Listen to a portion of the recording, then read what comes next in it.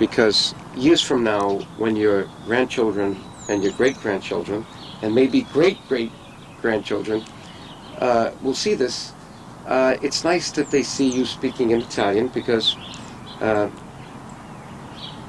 I didn't learn Italian well, as you know, and neither did Richard, and neither did Angel, so it's going to kind of be lost in the next generation, just like the Albanian language that Dad spoke.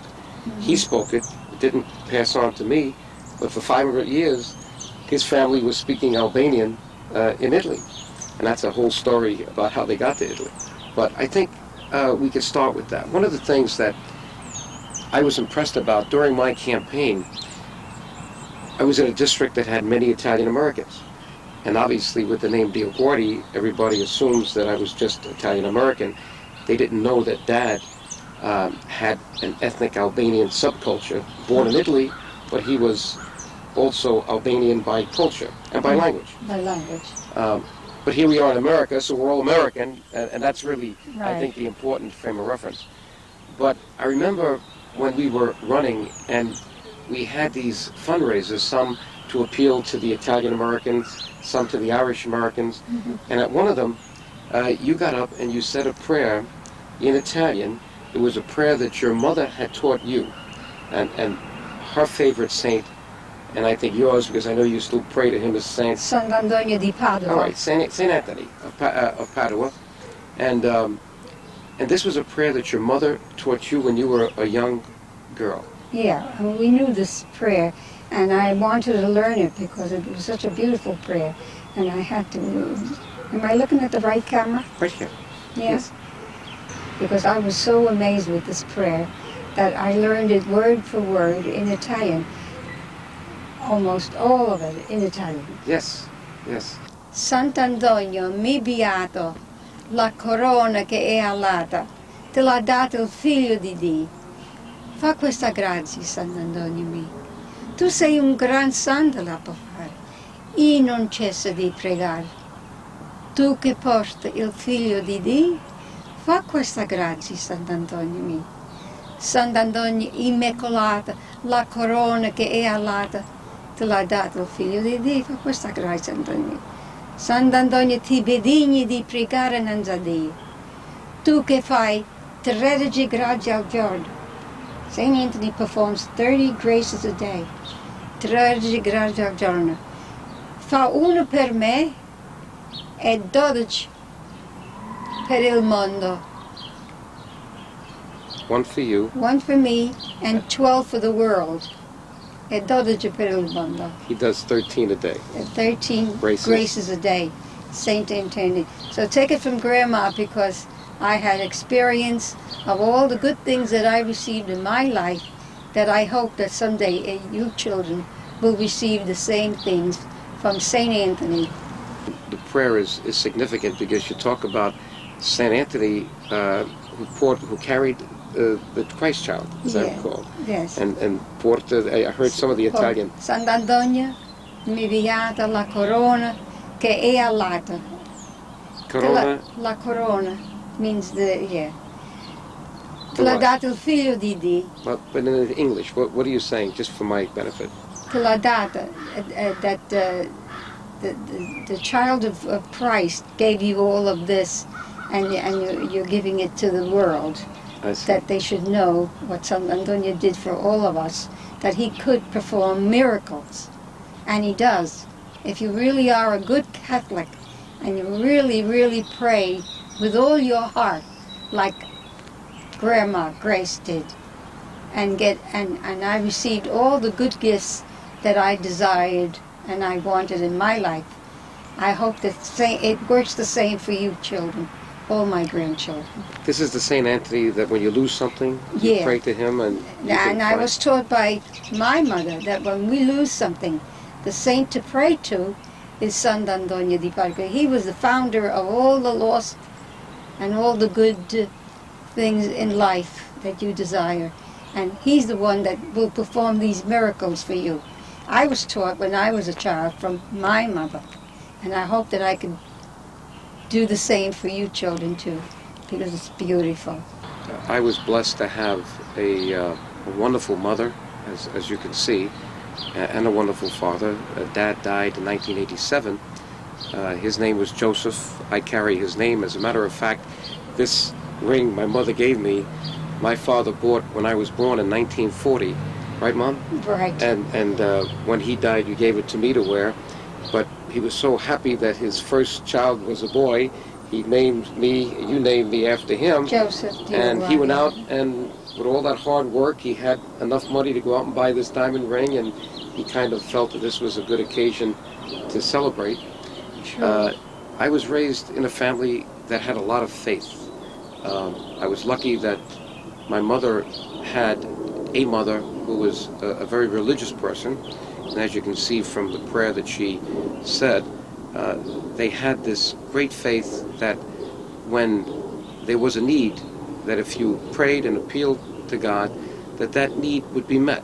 If something was lost, you could pray to St. Anthony, and if you had enough faith, he was the, you would find that thing. Yeah, the founder of all things. And this is the kind of faith you gave me as a young man, and then as I emerged to go into business and then run for Congress, it took the confidence that I got from that faith that I was not walking alone. I had my parents, I had God, and I had myself. Oh, how wonderful. And that's a great threesome that so good to hear you cannot lose with. And that's why I felt it was important that we sit down with you today, because years from now, when your great-grandchildren are going to be 30, 40, 50, they're going to have their grandchildren and children. Is it all right if I look at him? Sure. And we will be talking about you. And I said, why not let every member of the family have a copy of this tape, so one day, years from now, it could be 50 years from now, they can turn it on and they can hear Grandma Grace speaking to me, her oldest son, and also saying this lovely prayer in And I want to show the children that I bought this beautiful emblem, medal, that has 3 medals, and it has 3 birthstones. One is a birthstone, Joe's birthstone. Blue, yeah. And the other birthstone is red for Arlene, your sister. And Richard has the green stone. So the three of us are represented here. And what's amazing is inside this is a picture of my mother and father, my grandparents, and I don't know whether I don't know if you can see it too well. It's kind of faded. Here. But, so she carries with her the picture of her mother and father, Anna and Michael. Anna and Michael. Who were born in Bari, a little town outside of Bari called Giovinazzo. And they came here in 1910. They already had Mom's oldest sister Rose, and another older sister, Lena. And I guess you were born here in 1913. I was born here. And who else was born here? Nettie, or was she born over there? Nettie was born, Nettie was born here. Was born here? Yeah. So actually you had 2 sisters born over there. Yeah. That's right. Rose, we call her Sissy, and Lena. And your brother, Michael, was born, Vincent, was born here. Here. And your sister, Vincenza, we call Chancy, was born here. Yeah. And you were born here. She had blonde and blue eyes. Yes. She was the only one that had blonde and blue eyes like my father. And I'm very proud of that. And she was very tall like your mother. She was and almost 6 feet I thought I would tall. have a child with blonde and blue eyes, but I didn't. But I'm very proud of my children, too. Even with my brown eyes. Even with your brown eyes. Okay. Well, today is March 30th, 2002. Tomorrow is Easter Sunday. And tomorrow the whole family gets together with my sister at her club, a beautiful club called Larchmont Shore Club, right on the Long Island Sound. What makes tomorrow different is that it's the first time the entire family will be getting together for a holiday in many years, because now we all are married, and even not my kids are not married, but my sister has a child that has children. That's your great-grandchild. Yeah, 2 of them, Samantha and Nicole. And what about Amanda Grace? And they have from Bucky, your sister. Well, we'll get into that in a minute. But they also have their in-laws, so you can't get everybody in one house too easily. So Angel came up with the idea: why don't we all go to the club, bring our families, in-laws, and we'll all have Easter Sunday dinner together. I thought that was a great idea. Great idea, I think. Wasn't that? Yeah, she's wonderful that way. So it's going to be nice tomorrow, and I'll tell everybody tomorrow about this wonderful experience today because they're going to get this film in the future. But Easter Sunday's tomorrow, and where are we? We're here at the house that I was raised in. While I was born in the Bronx and spent 15, 16 years there, in 1957, Dad and Mom decided it was time to get a bigger house because we only had one bedroom in the Bronx and we were all coming of age and we were starting to socialize and we needed a place to bring our friends. And Dad and Mom worked very hard. We had three larger rooms we had. And these three large rooms at night turned out to be bedrooms. And I was the one to make sure that all these children were comfortable. And they had everything to be comfortable with.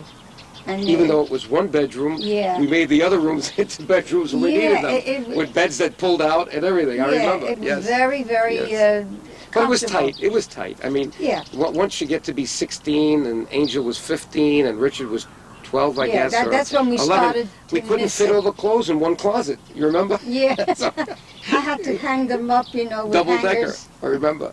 And sometimes we'd pull one down, and the whole thing would come down. You remember? Yeah. But these are nice memories because when we got here, you children went wild, running in this house. Oh, this is my bedroom. This is going to be my bedroom. Oh no, this is going to be my bedroom. But the best thing is we all had our own closets. Yeah, and that's true, and that made it so great for all of us. Yes, it really was. Very nice. So this is a house with many memories for us, and here's Mom now at 89. We moved in here in 1957, and in 1957, Mom was only 34 years old at that point. Think about it. Because you were born in 1913. Let's see now, 1913 to 57. No, you were 44 years old. Excuse me, you were 44 at that time. Okay, you corrected. Yeah, no, 34. I would only be about 7 years old because you were 27 when I was born. Well, right now I want you all to know that I'm going to be 89 years old at September 29th.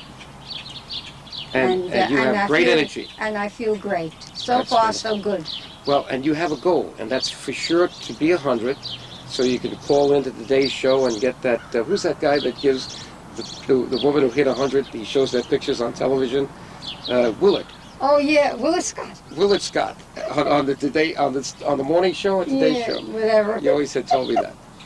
But this house, as I said, has a lot of memories, and I continued to commute from here to Fordham Prep, the high school that I started to go to when we lived in the city. And then I continued to go to Fordham University. My brother, though, started to go to high school here. Richard went to Stepanak, and Angel went to Our Lady of Good Counsel in White Plains. Right. And then I went to Arthur Anderson. Angel got married.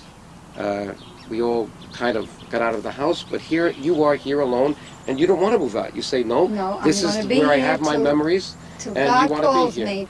What's wonderful is that if you saw the three of us, we don't look like we're that old because Mom doesn't look like she's 89. So we have good genes in the family, and it's a shame that Dad didn't live past 74, but he had a diseased heart from when he was a little boy in the hills of Italy. In those days, they didn't know how to take care of rheumatic fever, so he got a murmur, which is like a little hole in a valve. So for years, his heart was struggling and got bigger and bigger, and he didn't want to go through the operation to get the valve replaced in 1974, and one day he just succumbed to heart failure. In fact, it happened in this home, in his bedroom. We came home on a Saturday. From Ocala, Florida. From Ocala, Florida. Where we had another house. We were going to a wedding. And we were going to you were going to the 50th anniversary of Jimmy and Mary Oliveri. That's right. Now you said it right. And instead, when I woke up and tried to wake Grandpa up, he didn't wake up. He passed away in his sleep. Very peacefully. Very peacefully. Heart just stopped, and that was the end of my darling husband. And you know, we all missed him so much. He had a condition where his heart got very thick, and he had to take these pills to thin his blood. I say the heart thick, the blood got thick. He had to take these pills, and he kind of missed a couple of days because he had left Ocala to come here, and the heart apparently could not take all that It was burden a very of pumping sad the day blood. for Yeah. all of us, really. Yeah, it really was. Very sad. He was a wonderful man, worked very And today hard. I went to visit him like I would go visit him like he was alive yet. Yeah. And there I had lilies, and this is a fern cliff where he is there. Cemetery. It's so beautiful. Actually, a mausoleum, because he's not buried under the ground. He's buried in a and mausoleum. if you go there today, especially, it looks like heaven, because there's flowers from all over, lilies from all over, and it's so beautiful to go there on this day, Easter holiday at this place, that it makes you feel so good to see. That's good. Yeah, I was so happy to see him there. That he's, I hope that he's lying happily ever after. Well, I'm sure the way he led such a good life and raised his family working so hard, that he's at eternal peace now in heaven. So we know that. So yeah, I think so. So let me talk about the family a little bit, because we talked about me, Angel, and Richard. Now let's start with me. Okay, I have 2 children. Kara, who's 30 now, and John. And I was always proud of this dimple that you had in your chin. Well, we still have that. And John, who's now 27, and Kara and John are single, and they'll be with us tomorrow. Kara has become a very prominent writer of music. She's a songwriter. In fact, in the last month, 2 albums were released, one by Enrique Iglesias, and my daughter Kara has 7 songs in that album that she wrote, and one by Celine Dion last week, and Kara has 2 songs in that album. So she's now become very prominent and looks successful. Very, very and she's intelligent, looking very just happy. Like her dad. Yeah, good.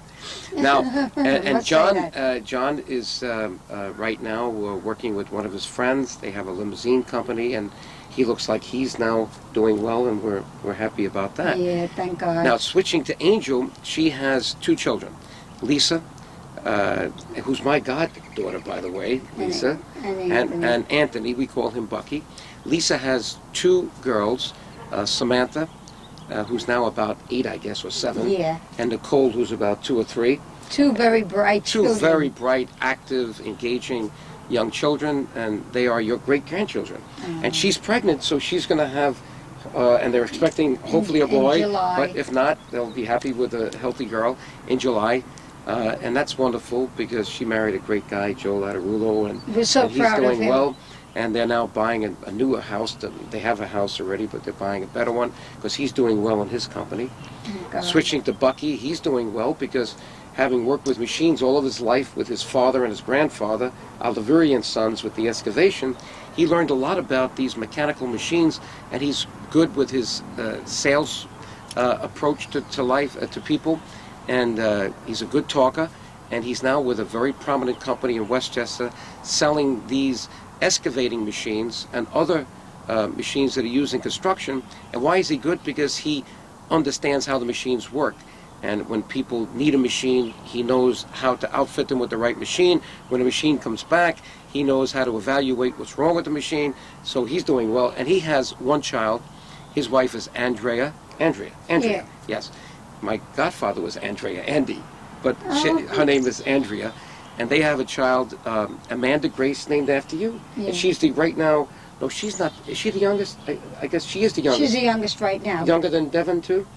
Yeah, I think she's younger. She's younger than Devin, and she's another great granddaughter that you have, and she was named Amanda Grace, and your first name is Grace, so she's named after you. Yes. She's named after Amazing Grace. You. Amazing You're Grace. the Amazing Grace Isn't in the family. Just beautiful. So we're going to see her tomorrow too. Then we have Richard, who has 2 children. He had 3 children. Excuse me. He has, the oldest one is Jennifer. She's a nurse, and she just had a child, Devin, and he's your 4th great-grandchild. And he'll be with us tomorrow. And we have, besides Jennifer, we have Richie, who's not married. Devin is a boy. Devin's a boy, yeah. But he's your 4th great-grandchild. Your first great-grandson. No, I thought you said girl, because I want to make sure. So you have 3 great-grandchildren who are girls, and 1 great-grandchild who's a boy. Devin.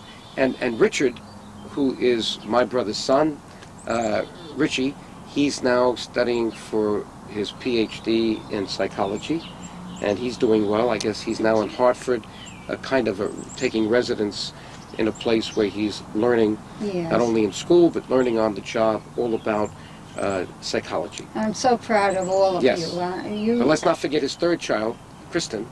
She's the youngest in the family. She is the youngest. And she spent a lot of time with you here. Daddy loved her because at that time she was our youngest grandchild. Right. And Daddy was wild about Kristen. Much like you now get Samantha here with Nicole, you used to have Kristen Right. all the time Yeah, in the so house. isn't it beautiful? Yes. It's just, The next generation is now arrived. I'm so- a very proud grandma.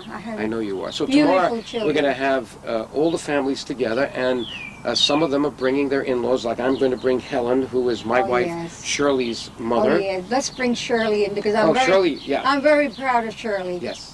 Shirley's a wonderful person. They're only married 3 years. I was very happy to meet Shirley. My first wife Carol passed away, and Yeah. so and Shirley has been a good mother to my children, Kara and John. I am very proud of Shirley because she is a great Person. words can't describe. And her mother Helen is really nice. I have to say the truth. Her mother Helen is really nice too. Oh, Well, they good. say the apple doesn't fall too far from the tree. And that's so true. It's true. So, like father like son, like mother like daughter. Mm. Say those nice things. Yes, that's true. So it's going to be nice to get together with the family. And talking about the roots of the family, it's very interesting. I mentioned before that my father was born in Italy, but his people were ethnic Albanians who fled the Ottoman Turks in the 15th century. It's hard to believe that the Ottoman Turks were trying to overrun all of Europe, and there was a great Albanian general. His name was George Castriati. He stood them off for 27 years and wore them down to the point where the last thing they could do was overrun Albania, but they were not able to go into Hungary, Austria, or Italy, and that's why this great general called Skanderbeg, that's his nickname, has a statue in each one of the capitals of those countries, in Budapest, Vienna, and in Italy. In fact, if you go to Rome, you'll see Piazza Skanderbeg, that's where he is. So here it is, the year 1461. My father's people come to Italy to escape the Ottoman Turks. Now, this great general continued fighting. He died in 1468, and then by 1488, his son could not do what he had done to stave off the invasion of the Ottoman Turks, and the country collapsed, Albania at that time, and tens of thousands of Albanians fled on boats from the port of Durrës, Albania, to the port of Brindisi and Bari in Italy.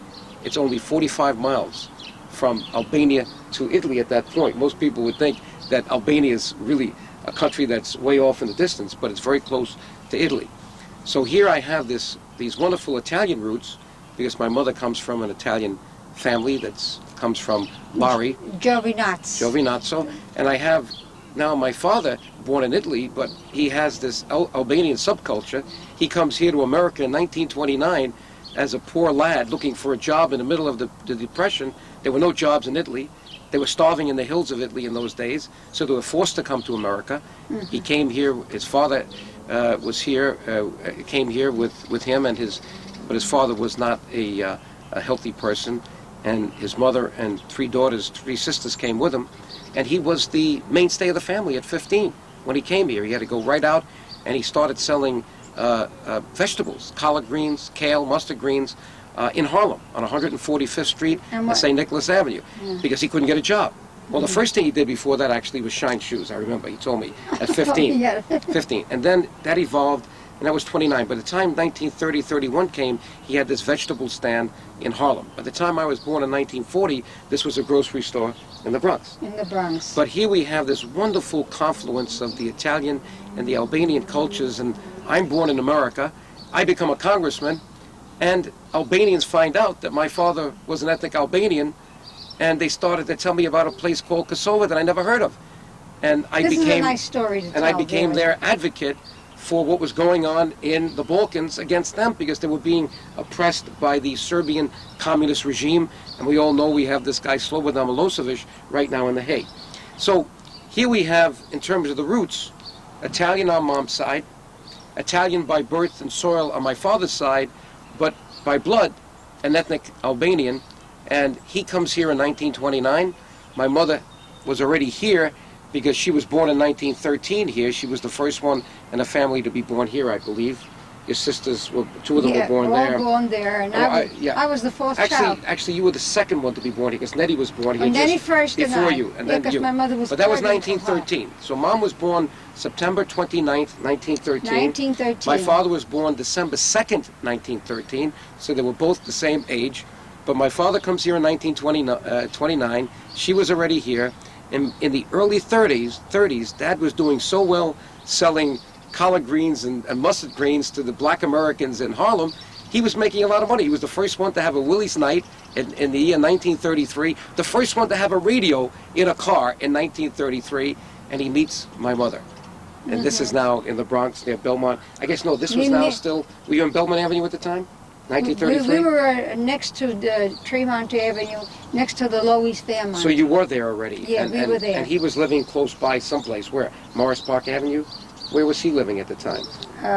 Papa? Yeah, my father. With his mother. What was... Oh, yeah. Well, it was Manhattan. We were close to each other. You didn't have to travel far, really. Oh, he still was down in Manhattan, but he met you somewhere up here, I guess, in the Bronx. How did you first meet? How did I meet? How did you meet that? Yeah, now, let me think. 1933, was it? Oh, was it? Let's see, you got married in 1939. Yeah. And you were courting 5 years. Yeah. So you met him in 1934. 1934. This was in the Bronx where I lived, right, on Belmont Avenue. On Belmont Avenue. The building that we lived in at that time was 1992 Belmont Avenue. And was Dad living in the Bronx at that time? Yes, but not exactly, but Crotona Avenue. So he was already had moved from Harlem into that. Crotona Avenue, one of those apartments. Right. And how did you meet him? On a blind date? We met going to church. One Sunday? Going to church one Sunday. What church was that? Do you remember? First it was Mount Carmel. You know Mount Carmel? The one on Arthur Avenue, near 187th Street. 187th Street, right. So you used to go from Belmont Avenue to 187th Street? Yeah, true. You didn't go to St. Martin's that was closer? No, because my mother loved to go to Mount Carmel because they spoke Italian there. Oh, so they had the Mass in Italian. So they had the Mass in Italian, and I liked to go with my mom. I was always. And Dad went there too because he spoke Italian. He spoke Italian, and right. he wanted to hear the Mass in Italian too. That's right. That's why we went to Mount Carmel Church on 187th Street. But he spoke Italian pretty well because he was born in Italy and they learned both languages. And don't forget, and in those days in Italy, they went to school, and in school they only let them speak Italian at that time. Your father was there. That's why he spoke only Italian. I see, because in Italy they wanted them to learn Italian. Yeah. But at home they spoke Albanian. Albanian. Because there were no schools teaching Albanian in Italy. That's probably the reason for it. Your mother, your grandma, Daddy's mother. Angelina. Angelina, right. And his father was Nicholas. Nicola. Yeah, right. Yeah. She was, you were saying Angelina was speaking? She would speak the language, the Albanian language, because she wanted her children to know that language. Because that was an exceptional, that language is very hard to learn. It's a very old language. You have to learn from the original people that are in the family in order to know that language. But let me talk about the language just for a minute. Imagine I couldn't hardly learn it myself. When I was a child growing up in the Bronx, we lived in an Italian neighborhood.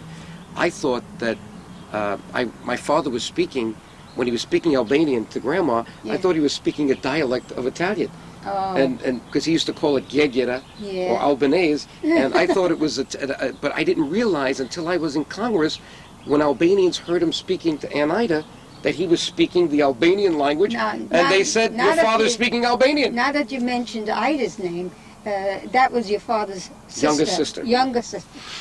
And, right, and he had two other sisters, and did she know the Albanian? She knew the Albanian language. Well, she still does. She lives in Austin, and she's the only one in the family now that still is alive that speaks Albanian. Right. So here it is that I find, as a congressman, that my father was speaking in front of me the Albanian language, and I thought it was a dialect of Italian. But the Albanian language is one of the oldest languages in the world. It's one of the original Indo-European languages.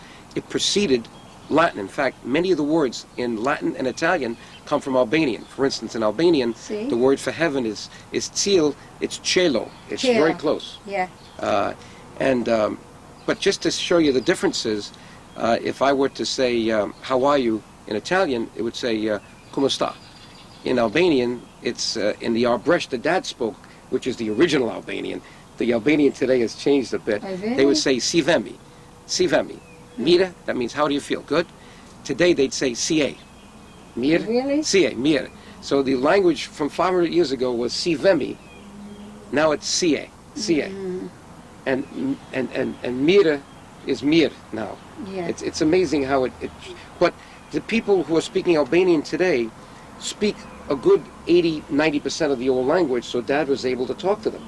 And that's how they discovered that I had Albanian. It's a very hard roots. language to learn, so it's not easy, because I've been in the family and I know. And you spoke some. I spoke a few words, and they were all the good words too. Well, I remember when I used to walk in on Grandma when she was speaking to Aunt Fanny in Albanian. No, in English, if there was something they didn't want me to hear, they'd switch to Albanian. And I used to remember her saying, Mustoi, Mustoi. Mustoi Mizgir means don't say anything. Yeah. Mustoi, Mizgir. Mustoi, No, I didn't know as a kid what those meant then, but now that I've learned some Albanian from my friends, I now know that Mustoi means don't say anything. Don't say anything. Mustoi. So here now I'm thinking back 50 years ago, my grandmother was saying Mustoi because they didn't want me to hear what they were saying in English. So they shifted to Albanian. It's amazing. Well, I hope we said a good part of our... Well, this is... listen, we could talk for hours about the roots, but let me say that I'm very proud to have you as a mother. And in fact, just today I made reservations at Wingfoot for Mother's Day. Oh. And Kara, that's going to be May 12th. And Kara's going to be there with John, and Helen's coming back to join us with Shirley. So the 6 of us will be there for Mother's Day. Isn't that nice? I think this is what made me survive, is that I had a beautiful family, and that I had children that never gave me a heartache. They always made me feel proud of them. The 3 children, my darling son, my darling Arlene, I call her Angel. Angel. And Richard, this is my younger son. You call us your 3 jewels, right? My 3 jewels, and I have them right on my jewel. When I bought this jewel, I bought it with the 3 jewels that presents my 3 children. Because I love them dearly, they do. They gave me... Like we love you. Yeah. They gave me the years that I have, 89 years old. They made me feel happy all my life. The one thing... I love them. The one thing that I remember... I hope you don't sound too... No, this is good, because your grandchildren years from now want to see you as you are. Yeah, and this is where you are. Well, this is the way we are, just plain people, but loving people. Well, you gave me a great sense of confidence growing up, because I remember every time I got up in the morning, you had music on, you had breakfast already. True. I smelled that beautiful breakfast. It was always a positive feeling that you gave me when I got up in the morning. Absolutely. That I should be happy to be alive, that I should be confident that I'm a person that is important, that I have a loving family around me, and go out and now accomplish things and work hard and raise a family yourself and give them those same values. But I look back and I know that you brought a lot of positive thinking to me. In fact, we always talked about Norman Vincent Peale and Reverend Shula, and I remember how you told me when I was only 20 about Reverend Shula, because you were listening to him, and I went out and bought these tapes, Possibility Thinking, so I can hear him talk about how to become even more positive and more confident so that you go on and succeed in life. And I remember one of the tapes had something very close to what you taught me when I was a child, and I think it came from Norman Vincent Peale. The 10 most powerful words in the English language, when they're put together, they're the most powerful. They're only 2 letters each, and they go like this: if it is to be, it is up to me. So I said that as a congressman in many high schools. If it is to be, it is up to me. And then I explained what that really meant. That meant that when you think about your life and you think about what you want to accomplish, you're the one that has to set that agenda. if you don't think about who you are and who you want to be and what you want to accomplish and how to do that, and you listen to others, then you become a hostage to what other people think, and usually other people are thinking for themselves, not for you. So you need to be the best partner you can be with yourself. And that's why if it is to be, it is up to me is important, because as you get older, as you want to go out and get a job, the best partner you can have is you, because you have to make those decisions. You have to know who you are as a person. You have to know your limitations, but you have to know your strengths, and you have to go out there and you have to be a winner, and you have to do things so you can accomplish things for yourself and for your family. And that's why it's important that these 10 words, if it is to be, it is up to me, resonate with young children, because they have to know that when it comes to drugs and someone has them, they have to say, no, that's not for me. That may be for you, but that's not for me, because I have something important to do with my life. And I'm the one that has to make that decision. You cannot make that decision for me. And even though you're doing it, and I wish you wouldn't, but I can't change you, I know that I can control me. And I have made that act of will that says I'm going to do the right thing. You gave me that attitude, Mom. Thank you, Joe. And you gave me that spirit. And you still have that spirit. And you gave me my life. I'm going to be 89 this September. You Great. 3 children were great children, and I think I lived to see all this. It's wonderful. It's just beautiful. Well, I think we've said enough. I'm going to give you a kiss. Thank you, Mom, for taking this time. Thank it's not easy to do this, but it was great. Thank you so much. Thank you, Mom. How about now, if we all go upstairs, I have this... little cake and tea? Yeah. All right, we'll do that. And about a nice glass of orange juice, too. Yeah.